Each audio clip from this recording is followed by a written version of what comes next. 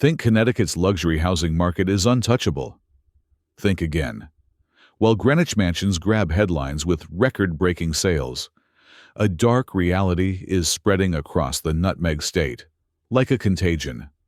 Behind the colonial facades and manicured lawns, Connecticut's luxury housing market is hemorrhaging value, not cooling, collapsing.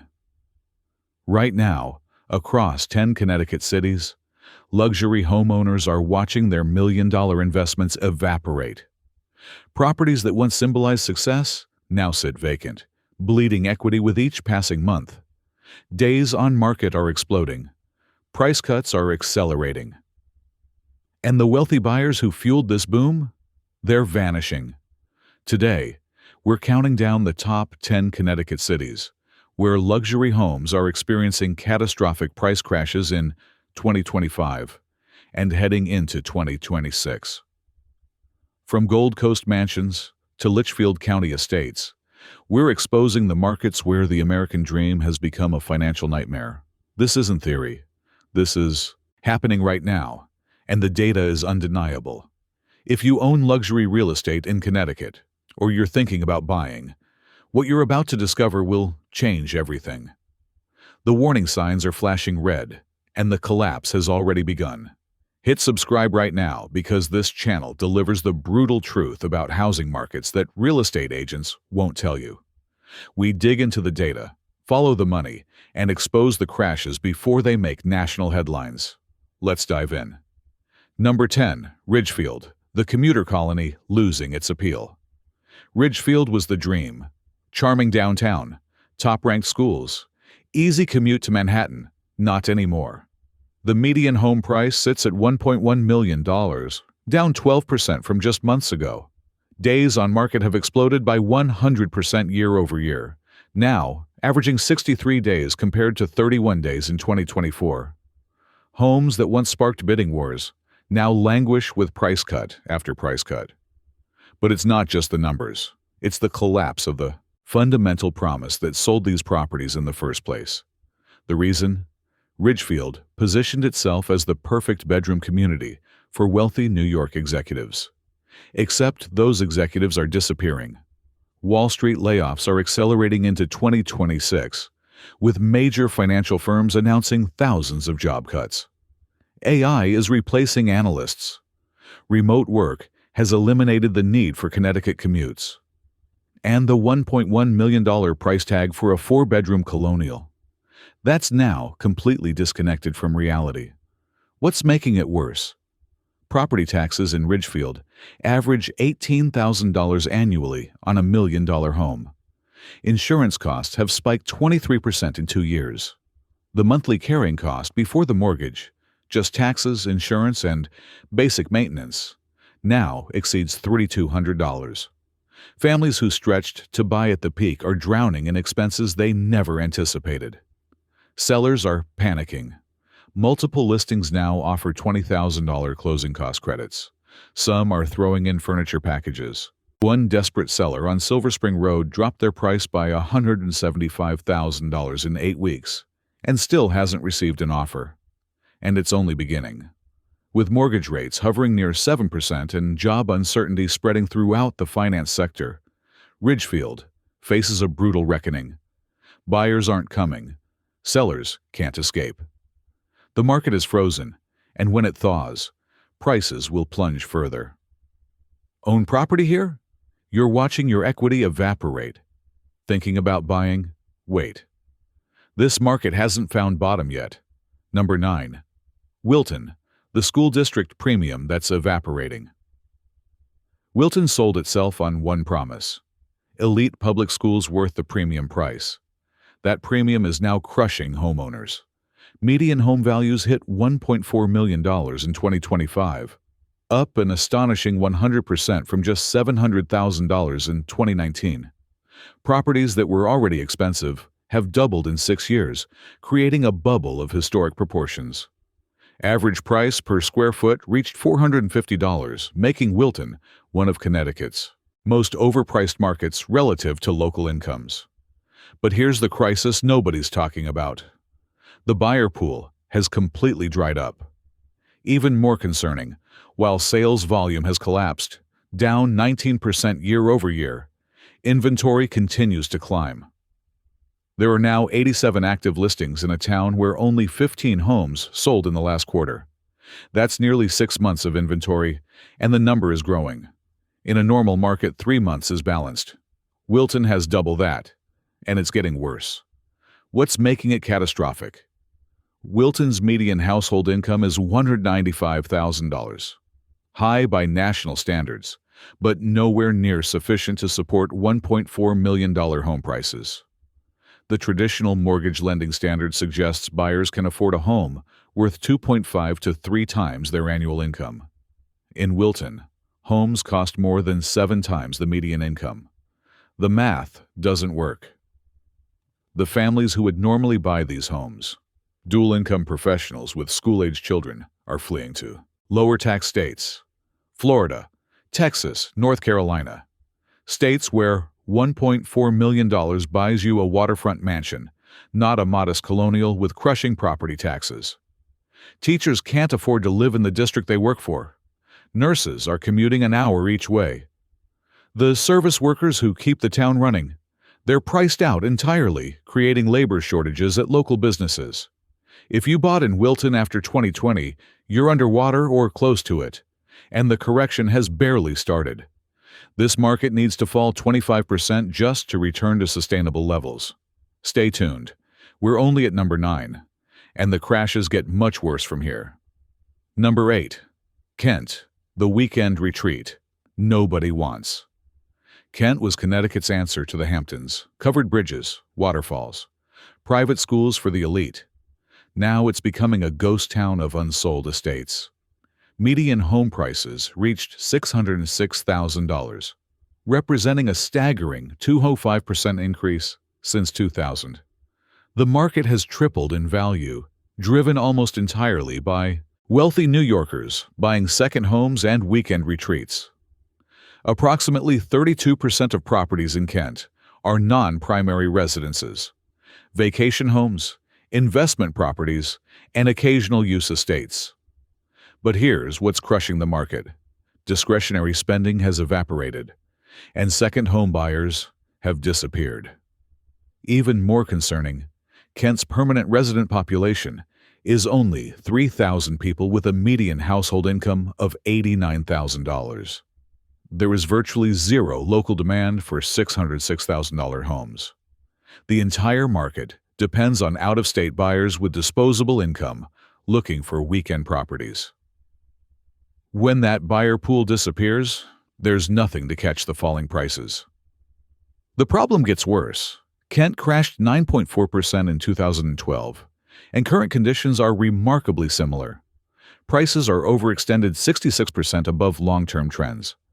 Transaction volume has collapsed 31% year over year. Days on market have increased by 47%. Multiple properties have been listed for over a year with no offers despite repeated price cuts. What's making it a disaster? Rising interest rates have crushed second home buying. When mortgage rates exceed 7%, buyers prioritize primary residences and abandon luxury second home purchases. The demand has simply evaporated. Sellers in Kent are offering increasingly desperate incentives. Furnished turnkey packages, paid HOA fees for 2 years, closing cost assistance. Nothing works because the fundamental problem remains. There's no buyer pool for $600,000 second homes in rural Connecticut, when the same money buys a Florida beach house with no state income tax. Here's the brutal truth. Kent is a luxury market with no underlying economic foundation. It's Aspen without the skiing, Nantucket without the beaches, Martha's Vineyard without the cash. When discretionary luxury spending contracts, Kent crashes. And it's crashing now. Properties that owners thought would be generational wealth are becoming unsellable burdens. The estates that took months to build are taking years to sell, if they sell at all. If you're finding this analysis eye-opening, subscribe and drop a comment. Tell us if you live in one of these markets and what you're seeing on the ground. This channel thrives on real data and real stories. We're only at number 8 and the disasters are about to get much worse. Number 7. Orange, 3 crashes in 25 years and counting. Orange has a problem. It keeps crashing. 3 times since 2000. The market has collapsed by more than 8%. And all the warning signs suggest number 4 is coming. Median home prices sit at $626,000, which sounds reasonable. Until you realize the market is overextended, 57% above long-term sustainable levels. This isn't modest overvaluation. This is bubble territory, and orange has popped before. The worst crash, 9.6% in 2009. But unlike towns that crashed once and recovered, orange established a pattern. Boom in the early 2000s. Crash in 2009. Recovery. Another crash in 2012. Recovery. Bubble formation. In 2020-2024. And now in 2025, the warning signs are flashing red again. But it's not just the history. It's what's happening right now that signals disaster. Current inventory has exploded 34% year over year, while pending sales have collapsed 19%. That's the nightmare combination. Too much supply, vanishing demand. For every home going under contract, 2 more are hitting the market. The imbalance grows every week, creating downward pressure on prices that sellers cannot resist. The reason? Orange positioned itself as an affordable alternative to wealthier Fairfield County towns. But affordable is relative. The median household income in Orange is $102,000. Using traditional lending standards, that income supports a home price of $300,000 to $350,000, roughly half the current median. What's making it worse? Orange has no significant employment base. Nearly everyone commutes to New Haven, Bridgeport, or Fairfield County for work. As remote work becomes permanent for many white-collar workers, the need to live near highway interchanges has evaporated. Why pay $626,000 for a split level in Orange when you can buy a larger home in a lower-cost region and work remotely? Sellers are trapped in a vicious cycle. They need to price competitively to attract offers. But pricing competitively means accepting that their home is worth 15 to 20% less than they believed. Most sellers refuse to face this reality, so properties sit unsold, accumulating carrying costs while the market deteriorates around them. Teachers who bought in 2022 are underwater. Young families who stretched for that extra bedroom are drowning in payments. Retirees hoping to downsize and extract equity are discovering their nest egg has cracked. Orange will crash again. It's not a question of if. It's a question of how far prices will fall. Based on current overvaluation, a 12 and 15% correction would merely return the market to trend. Don't be surprised if it falls further. Number 6. Darien. Gold. Coast glamour turning to rust. Darien. The name alone evokes wealth. Long Island Sound estates, country clubs, Manhattan commuters. The median home price of $219 million confirms it. This is Gold Coast territory. But behind the facade, Darien's luxury market is quietly collapsing. Days on market have increased. Inventory has surged 31% year over year. Transactions have fallen 22%. Properties priced above $2 million, once the sweet spot, now sit for months without offers. The market isn't cooling, it's freezing. Here's what's crushing Darien. The town's wealth is built almost entirely on the financial services industry. Manhattan hedge funds, investment banks, private equity firms. When Wall Street prospers, Darien prospers. When Wall Street contracts, Darien crashes. And Wall Street is contracting. Even more concerning, Darien crashed 8.1% in 2009 during the financial crisis, and current conditions show disturbing parallels. Prices are overextended 56% above long-term sustainable levels. The buyer pool has contracted significantly. High-income professionals who would typically purchase these properties are facing job uncertainty for the first time in years. The problem compounds. Darien homes cost 7 times the median household income, which creates an incredibly narrow buyer demographic. You need income exceeding $800,000 annually to comfortably afford a $2.2 million home with Darien's property taxes, which average $35,000 annually on properties at that price point. What's making it catastrophic? Interest rates near 7% have completely changed the affordability equation. The monthly payment on a $1.8 million mortgage at 7% exceeds $12,000 before taxes and insurance. Add in $35,000 annual property taxes and $8,000 annual insurance, and the total monthly housing cost approaches $1,500.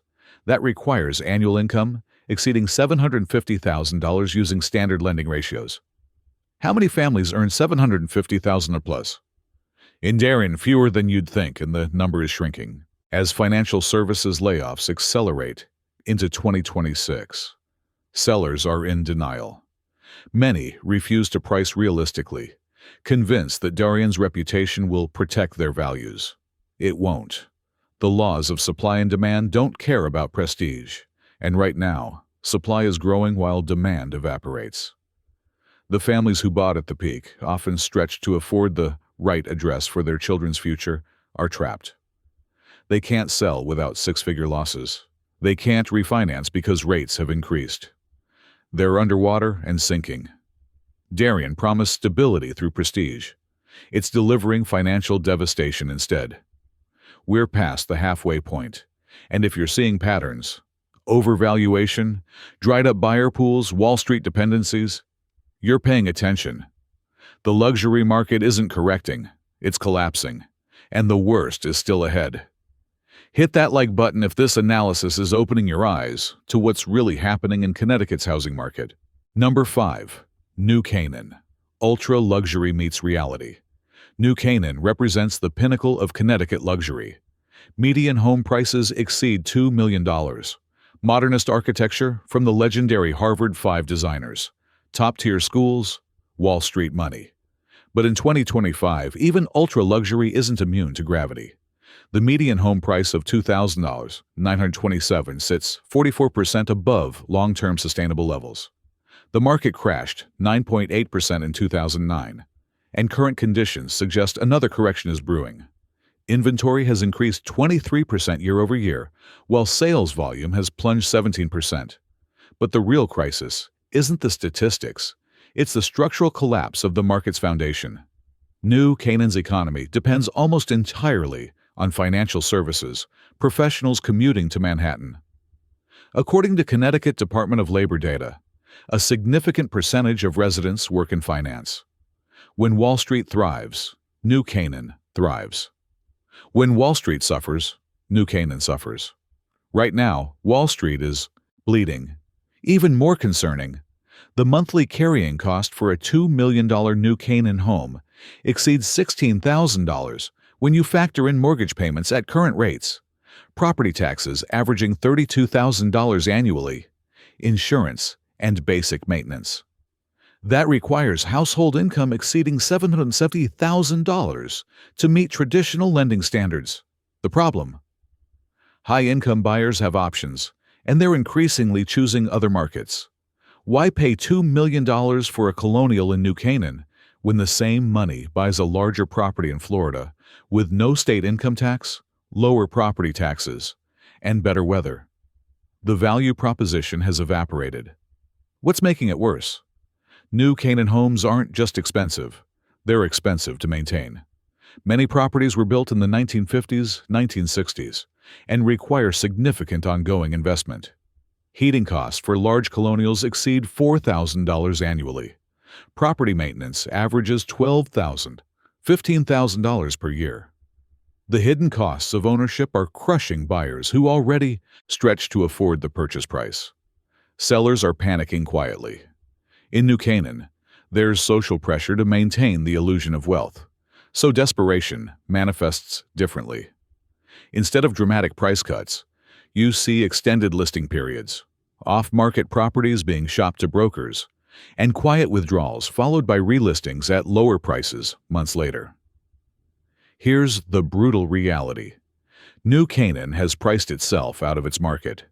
Even wealthy buyers are balking at the cost-to-value ratio. The town's reputation can't overcome the math, and the math is devastating. Properties that symbolized achievement have become financial albatrosses. The exodus has begun. Number 4, Reading. 4 crashes and still counting. Reading holds a distinction nobody wants. 4 separate housing crashes exceeding 8% since 2000. 4. This isn't bad luck. This is structural instability. The most recent crash, 12.8% in 2013, occurring years after most Connecticut markets had stabilized. Reading crashes late and crashes hard, a pattern suggesting deep, systemic problems beneath the surface. Current median home prices sit at $834,000, which represents 68% appreciation since 2000, actually modest compared to other Connecticut towns. But here's the nightmare. Despite relatively modest long-term gains, the market is currently overextended 29% above sustainable levels, and showing all the warning signs that preceded its 4 previous crashes. But it's not just the history. It's what makes Reading uniquely vulnerable to repeated collapses. The crisis compounds. Over 38% of Reading's land is permanently protected conservation area, creating extreme supply constraints that amplify price volatility. When demand increases, prices spike dramatically because new construction is limited. When demand contracts, prices crash equally hard because buyers disappear, but the limited housing stock creates no cushion. Even more concerning, Reading has experienced net population decline since 2015. The town isn't growing, it's shrinking. Fewer residents mean fewer local buyers, weaker demand, and greater dependence on external buyers who have no connection to the community. The reason? Reading offered rural character and conservation land, but it can't compete with the amenities and job opportunities of more developed areas. The town has no significant commercial base, no major employers, and limited services. Residents commute significant distances for work, shopping, and entertainment. What's making it catastrophic? Rising fuel costs and traffic congestion have made those long commutes increasingly unbearable. Remote work has eliminated the need for many families to accept the trade-off. The fundamental value proposition, accept long commutes and limited services in exchange for rural character, has collapsed. Sellers are discovering that buyers don't want rural character at $834,000 when they can get it for $400,000 in other New England states. The market has no floor because there's no compelling reason to buy in Reading specifically versus countless other options. Properties sit for a year or more. Price reductions of $150,000 barely generate interest. Sellers who need to move for job relocations are taking devastating losses or becoming reluctant landlords, renting properties that can't sell. Reading has crashed 4 times in 25 years. Based on current conditions, number 5 is coming, and it may be the worst yet. Number 3. Bridgeport, the volatility king. Bridgeport is Connecticut's largest city with 148,000 residents, and it has the dubious distinction of the highest price volatility in our entire analysis. 9.52% annual price swings. That's not growth. That's chaos. The market has experienced 4 major crashes since 2000, including a catastrophic 17.85% collapse in 2009, the single worst crash in Connecticut history. And right now, in 2025, Bridgeport is setting up for another disaster. Current median home prices sit at $347,600, which sounds affordable until you realize the market is overextended 85.5% above long-term sustainable levels. Let that sink in. Homes in Bridgeport are priced at nearly double what historical trends suggest they should cost. But here's what makes Bridgeport uniquely dangerous: the extreme disconnect between price appreciation and economic fundamentals.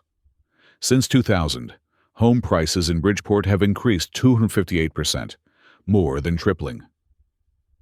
During that same period, median household income increased only 41%. Housing costs have risen 6 times faster than incomes, creating an affordability gap so severe that the market exists in a fantasy realm, completely disconnected from local buying power. Even more concerning, Bridgeport's median household income is $56,000. Using traditional lending standards, that income supports a home price around $180,000, roughly half the current median. The vast majority of Bridgeport residents cannot afford Bridgeport homes, even at the affordable median price. The crisis compounds. Bridgeport has persistently higher unemployment than the state average, typically 1.5 to 2 percentage points higher. The city lost significant manufacturing employment and hasn't successfully transitioned to a new economic base. Job growth is stagnant, population is declining, and economic prospects are bleak. What's making it explosive? The Connecticut Department of Economic and Community Development reports that Bridgeport faces ongoing fiscal challenges, including pension obligations and infrastructure needs that strain municipal finances. Property taxes are high and rising, creating additional pressure on homeowners who are already stretched thin. Sellers are trapped in an impossible situation. They need to sell to escape crushing costs, but realistic pricing would require accepting losses of 20–30% or more. Most refuse, so properties sit unsold while carrying costs accumulate. Buyers are non-existent at current prices. Local families can't afford them. Outside investors aren't interested in a declining city with challenging fundamentals. The market has frozen, and when it unfreezes, the crash will be spectacular. Bridgeport has crashed before, badly. It's about to crash again. The only question is how far it falls before finding bottom. And right now, there's no bottom in sight. One more to go, and it's the worst of all. Number 2. Waterbury, 96% overvalued and falling. Waterbury takes the crown for Connecticut's most overextended housing market. Prices sit a staggering 96% above long-term sustainable levels, nearly double where the math says they should be.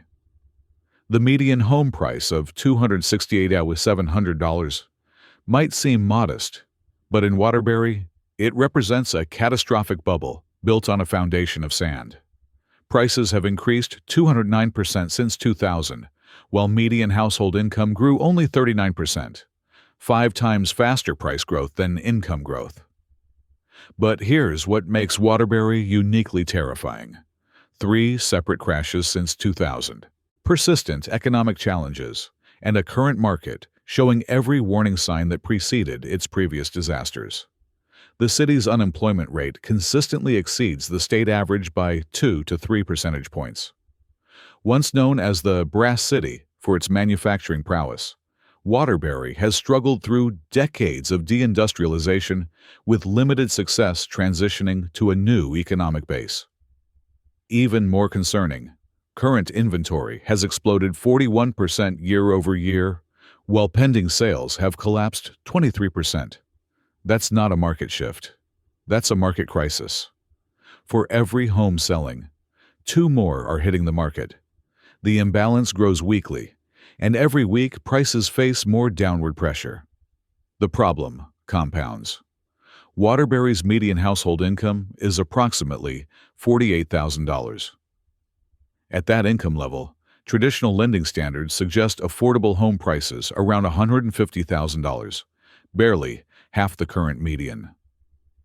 The vast majority of Waterbury residents cannot afford Waterbury homes, creating a market entirely dependent on outside buyers who have no reason to come.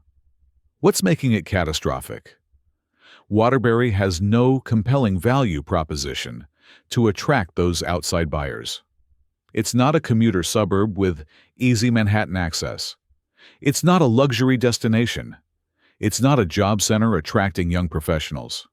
It's a post-industrial city with high unemployment, aging infrastructure, and limited amenities. The city crashed 9.9% in 2012, years after most markets had recovered. That late crash pattern suggests Waterbury is particularly vulnerable to delayed economic impacts. And right now, multiple economic headwinds are converging. Rising interest rates, potential recession, Wall Street layoffs, and remote work permanently reducing the need for Connecticut commuter housing. Sellers are desperate but in denial. Many believe that low absolute prices, it's only $268,000, will eventually attract buyers. They're wrong. A home priced 96% above sustainable levels is overpriced, whether it costs $268,000 or $268 million. The percentage overvaluation is what matters, and Waterbury's is catastrophic. Families who bought after 2020 are underwater. First-time homebuyers who thought they were getting deals are trapped. Investors who saw opportunity are watching their investments crater. Waterbury's crash risk score is 90%, the highest in Connecticut. This market will collapse. The only questions are when and how far. Based on current overvaluation, prices need to fall 35–40% just to return to historical trend lines. And crashes typically overshoot on the downside, meaning the ultimate bottom could be 45–50% below current prices. If you own property in Waterbury, you're staring at the potential for devastating losses. If you're thinking about buying, run. This market will offer much better opportunities after the inevitable crash bottoms out. Number 1. Salisbury, the second home market nobody wants. At number 1, we have to mention the secondary luxury collapse. Salisbury, where prices have tripled since 2000 and now sit 69% above sustainable levels in a market where over 40% of properties are second homes. Transaction volume has crashed 36% year over year. Days on market have increased 45%. The median price of $890,000 for rural Connecticut property accessible only by long drives has lost all connection to reality. Second home markets are the canary in the coal mine. They're the first to crash when discretionary spending contracts, and they crash the hardest. Salisbury is crashing now. Here's what connects all 10 of these markets. They're luxury or luxury aspirational markets built on foundations that have cracked. Wall Street dependencies, extreme overvaluation, vanishing buyer pools, crushing carrying costs, structural problems that price appreciation masked for years. This isn't just about Connecticut. It's about what happens when housing markets lose all connection to local economic fundamentals. When prices rise based on speculation, cheap credit, and out-of-area buyers rather than local incomes and job growth. Connecticut's luxury housing collapse is a warning for every high-cost market in America. When the music stops, there won't be enough chairs, and the fall will be devastating. For buyers, this represents opportunity, but only if you're patient. These markets will offer incredible value after they crash and stabilize. But trying to catch a falling knife is how you lose fingers and fortunes. For current owners, the math is brutal. You're watching equity evaporate. Your options are limited. Hold and hope for recovery, which could take a decade. Sell now and accept losses, or become an unwilling landlord. For Connecticut as a state, this collapse will have serious fiscal implications. Property tax revenue will decline, municipal budgets will strain, the wealth that funded schools and services will evaporate. This is Connecticut's housing reckoning, and it's happening right now. If this analysis opened your eyes to the reality behind the luxury facade, subscribe to this channel. We deliver data-driven housing market truth that the industry doesn't want you to see. Drop a comment and tell us what you're seeing in your market. And share this video with anyone considering Connecticut real estate. They need to see this before they make a devastating financial mistake. The collapse is here. The warnings are clear. The question is, will you listen before it's too late? See you in the next one.